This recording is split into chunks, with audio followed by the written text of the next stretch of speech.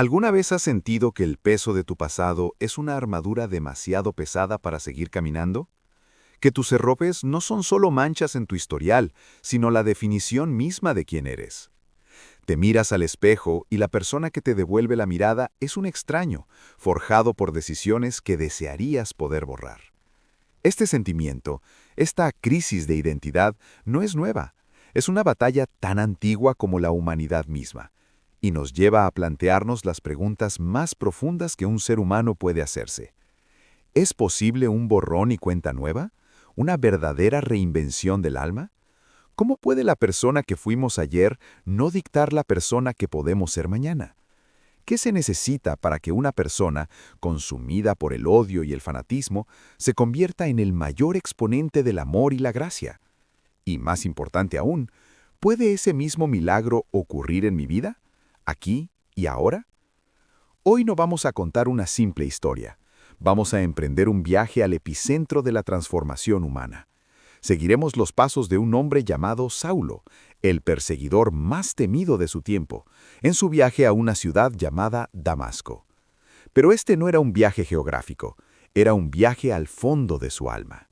En este documental profundo descubriremos juntos, primero, la psicología de un extremista. ¿Qué motivaba realmente el celo ciego de Saulo? Luego, analizaremos los 3 días de oscuridad que cambiaron el universo y el significado teológico de la ceguera que da visión.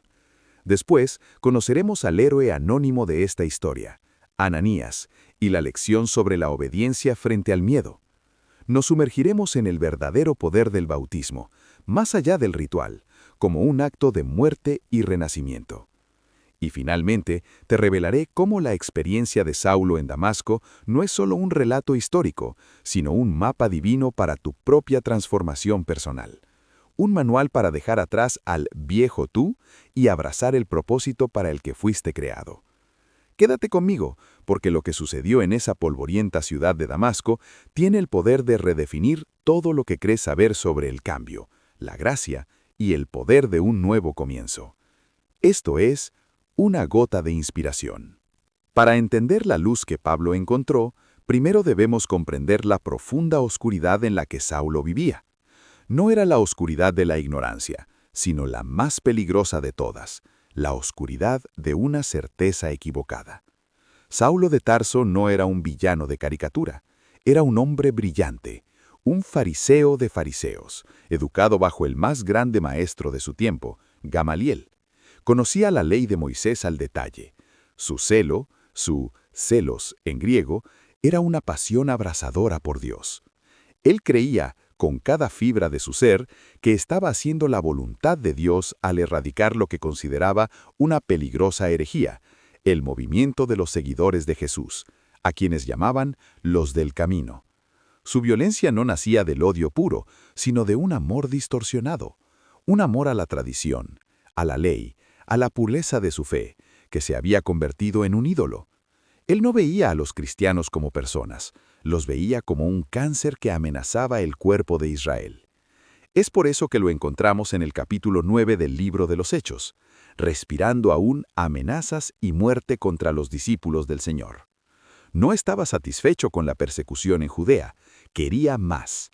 Fue al sumo sacerdote y pidió cartas para las sinagogas de Damasco, autorizándolo a llevarse presos, a hombres y mujeres, de vuelta a Jerusalén.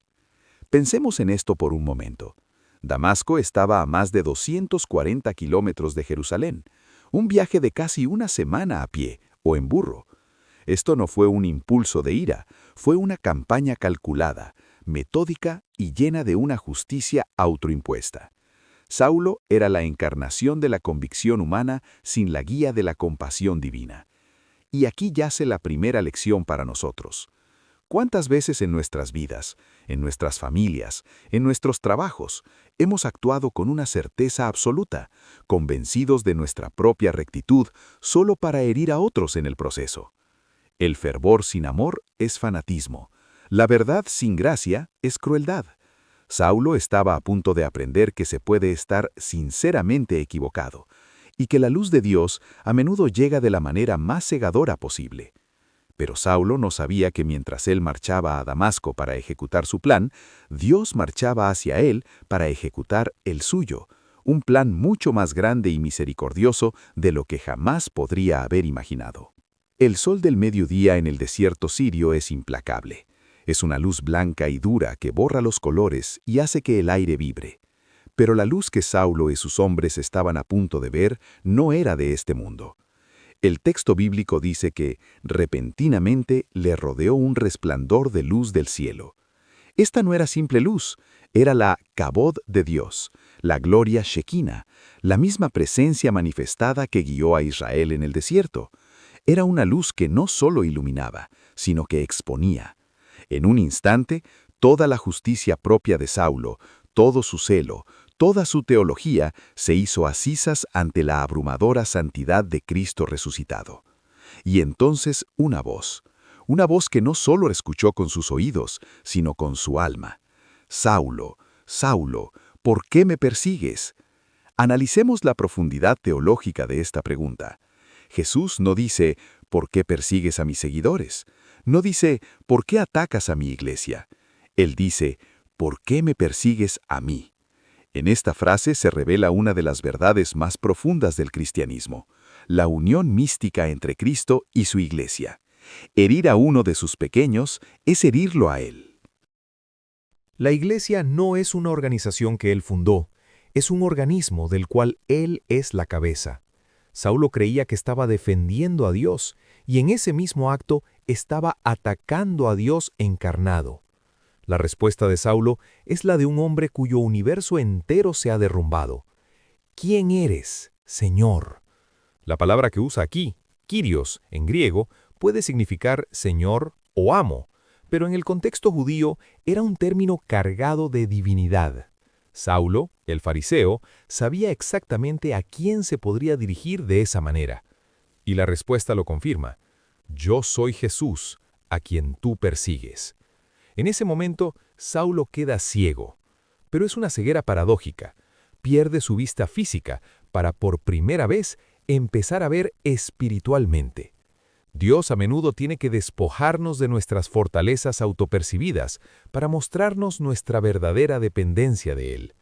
Tuvo que quitarle la vista a Saulo, su capacidad de juzgar y condenar por las apariencias, para que pudiera aprender a ver con el corazón.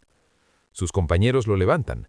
El hombre temible, el líder formidable, ahora es un inválido dependiente, guiado de la mano hacia la misma ciudad que venía a conquistar. El cazador, ahora ciego y humillado, es llevado como una oveja a la guarida de aquellos a quienes consideraba lobos. Pero esta ceguera era un regalo, era el preludio de una nueva visión, y nos deja con una pregunta inquietante.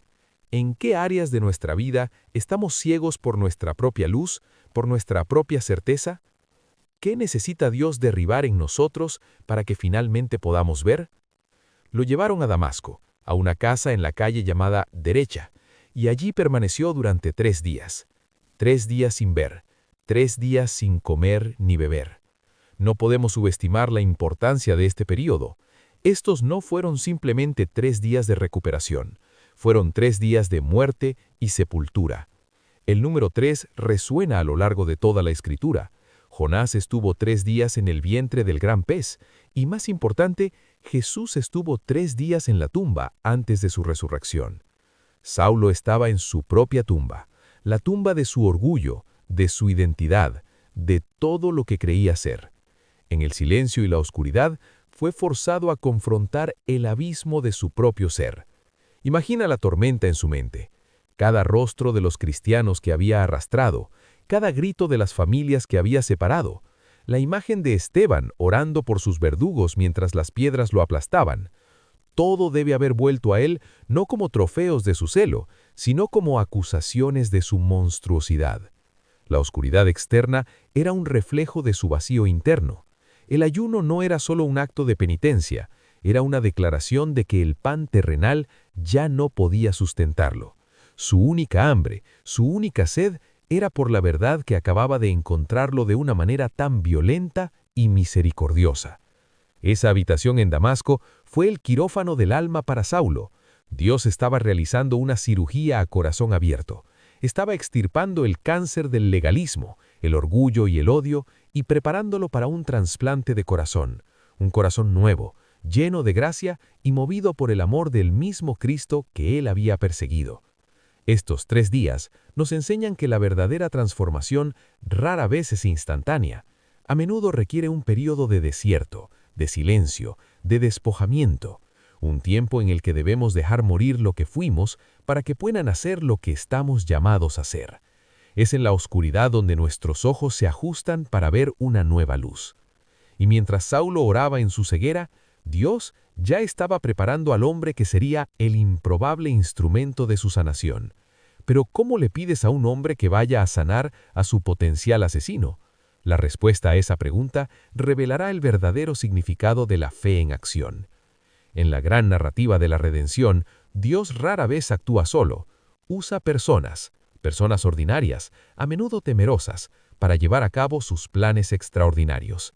En Damasco, ese hombre era Ananías. Ananías no era un apóstol famoso ni un líder prominente. La Biblia lo describe simplemente como un discípulo, un seguidor fiel. Y a este hombre sencillo, Dios le da una orden aterradora. Levántate y ve a la calle que se llama Derecha y busca en casa de Judas a uno llamado Saulo, de Tarso, porque he aquí, él ora. La respuesta de Ananías es tan humana, tan honesta, tan parecida a las nuestras. Esencialmente le dice a Dios: Señor, creo que te equivocas de hombre. Señor, he oído de muchos acerca de este hombre, cuántos males ha hecho a tus santos en Jerusalén, y aún aquí tiene autoridad para prender a todos los que invocan tu nombre. Ananías no está siendo desobediente, está siendo prudente, está presentando los hechos. Es el equivalente a que hoy te pidieran que fueras a la casa de un conocido líder terrorista, porque está orando. El miedo de Ananías era lógico, pero la respuesta de Dios trasciende la lógica humana. Ve, porque instrumento escogido me es, para llevar mi nombre en presencia de los gentiles y de reyes y de los hijos de Israel, porque yo le mostraré cuánto le es necesario padecer por mi nombre. En esta respuesta, Dios no niega el pasado de Saulo, reconoce la validez del miedo de Ananías, pero le revela un propósito más grande. La palabra griega para instrumento, skeus, puede significar vasija. Saulo, la vasija de ira, sería rehecha por el alfarero divino, en una vasija de misericordia, elegida para una misión que cambiaría el mundo. Y Ananías obedece. Este es el momento crucial. La fe no es la ausencia de miedo, es la acción a pesar del miedo. Ananías tuvo que dejar de lado su instinto de supervivencia y confiar en la palabra de Dios por encima de la reputación de Saulo. La historia de Ananías es un recordatorio para cada uno de nosotros. A menudo, Dios nos llama a ser parte de la restauración de alguien cuya historia nos incomoda o incluso nos asusta. Nos pide que seamos las manos y los pies que llevan sanación a nuestros propios Saulos. La obediencia de Ananías nos enseña que un acto de fe, por pequeño y aterrador que parezca, puede ser la pieza clave que desata el propósito de Dios en la vida de otra persona. Imagina la tensión en esa habitación. Saulo, el temido inquisidor, ciego e indefenso. Ananías, el humilde discípulo, de pie frente a su perseguidor, con el corazón latiendo con una mezcla de miedo y fe. Las primeras palabras de Ananías son un milagro en sí mismas. No dice, tú, asesino. No dice, Dios te va a juzgar. Dice, hermano Saulo. Hermano. En esa sola palabra, toda la teología de la gracia se hace presente. Ananías no ve al perseguidor, ve al nuevo miembro de la familia de la fe. Ve lo que Dios ve. Y continúa. El Señor Jesús, que se te apareció en el camino por donde venías, me ha enviado para que recibas la vista y seas lleno del Espíritu Santo. Y al instante, dice la Escritura, le cayeron de los ojos como unas escamas y recibió al punto la vista. Estas escamas, lepides en griego, son un símbolo poderoso. Representan la ceguera espiritual, los prejuicios, la arrogancia y el velo de la ley que le impedían ver la verdad. La sanación física fue la manifestación externa de una sanación interna mucho más profunda. Y lo primero que hace Saulo después de ver es levantarse y ser bautizado. El bautismo no era simplemente un lavado ritual. La palabra griega baptizo significa sumergir, hundir. Era un acto de identificación total con la muerte y resurrección de Cristo. Al ser sumergido, Saulo estaba declarando, el hombre que perseguía a la iglesia, el fariseo lleno de orgullo, el asesino, ese hombre ha muerto, ha sido sepultado con Cristo, y al emerger del agua estaba declarando, ahora vivo una nueva vida. No soy yo quien vive, es Cristo quien vive en mí. Soy una nueva creación. Este no fue un acto mágico, fue el sello externo de una transformación interna que ya había ocurrido en su corazón. Fue su ceremonia de graduación de la tumba de la oscuridad a la vida de la luz. Fue el momento en que Saulo, el ciudadano romano y fariseo hebreo, comenzó su viaje para convertirse en Pablo, el apóstol de los gentiles. Su pasado no fue borrado como si nunca hubiera existido, sino que fue redimido. Su celo se redirigió. Su conocimiento de la ley se convirtió en la base para explicar la gracia. Su energía incansable para perseguir se transformó en una energía imparable para predicar. Dios no desperdició nada de su pasado, lo redimió todo para su gloria. Y esa es la promesa para nosotros. Tu pasado, no importa cuán oscuro sea, no te descalifica. En las manos de Dios se convierte en tu testimonio. La verdadera prueba de una transformación no está en la experiencia emocional, sino en la acción subsecuente. Y la acción de Saulo fue inmediata, radical y absolutamente desconcertante para todos.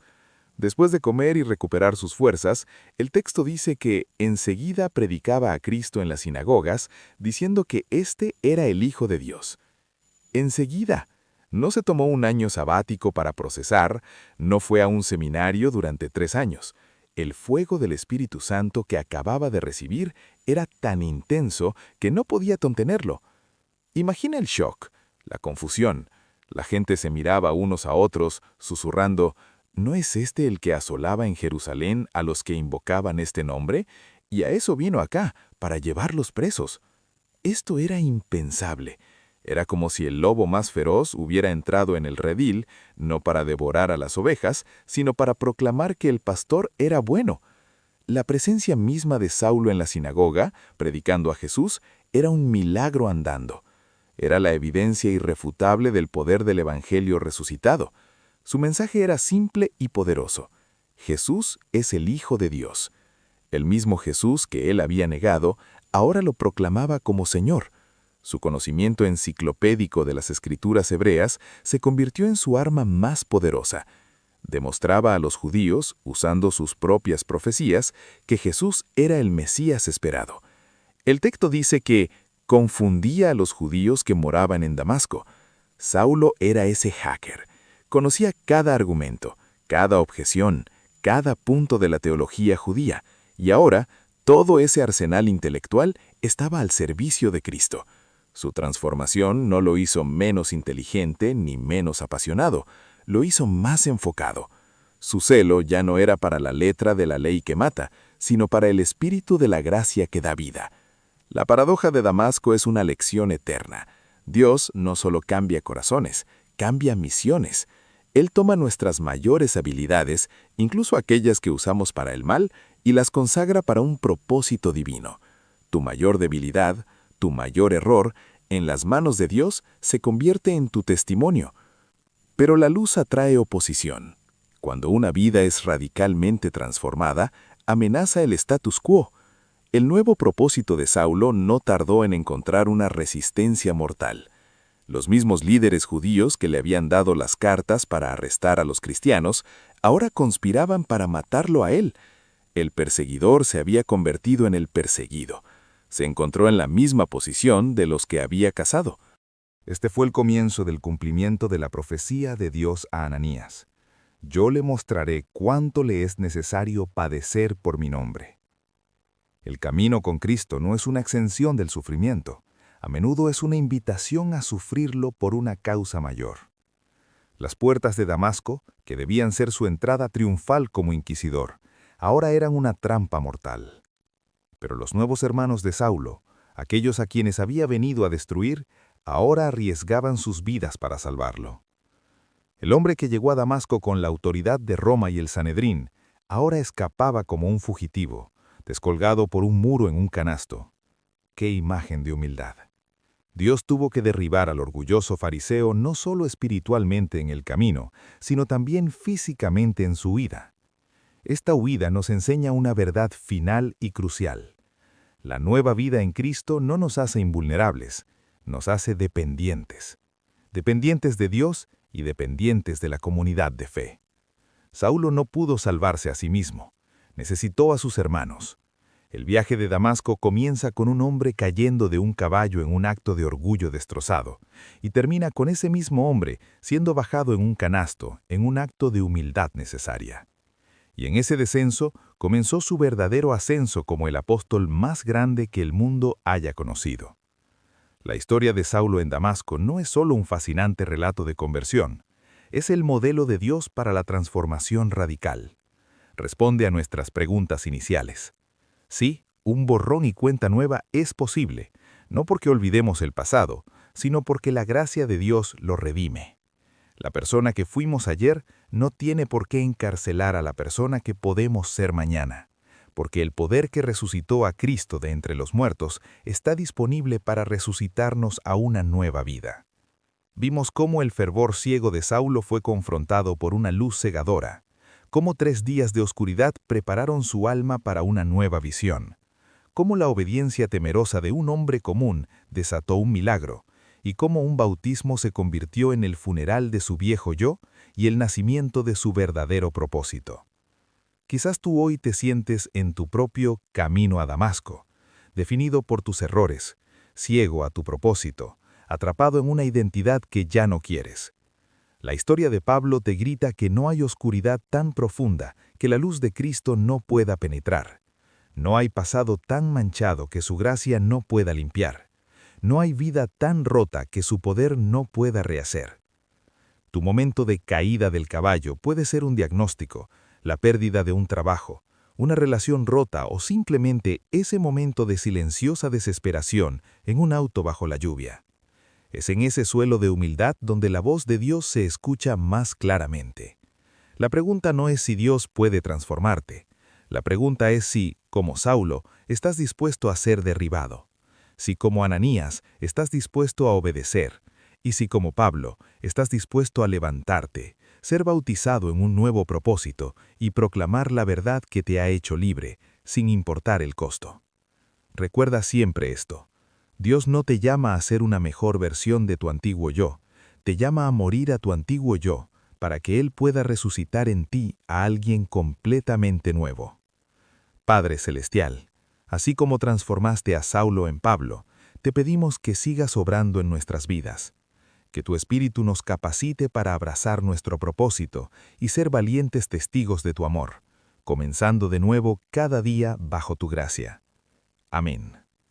Si esta historia ha tocado tu corazón, si sientes que estás en tu propio camino a Damasco, compártelo en los comentarios. Tu testimonio puede ser la gota de inspiración que otra persona necesita hoy. No olvides suscribirte y activar la campana para no perderte ni un solo viaje a las profundidades de la fe. Y prepárate, porque nuestra jornada con Pablo apenas comienza. Su transformación en Damasco fue solo el campo de entrenamiento. En nuestro próximo video, zarparemos con él y Bernabé en su primer viaje misionero.